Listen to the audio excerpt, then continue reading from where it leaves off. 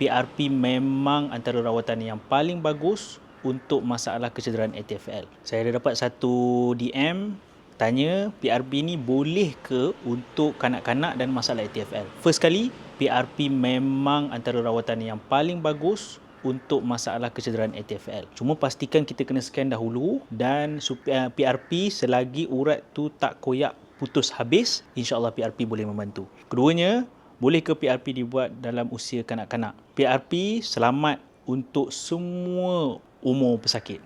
Tak kisahlah budak, dah besar ataupun dah berumur pun. Sebenarnya kalau ikut teorinya, PRP lebih berkesan untuk golongan umur yang muda dan remaja sebab darah mereka cukup-cukup berkualiti.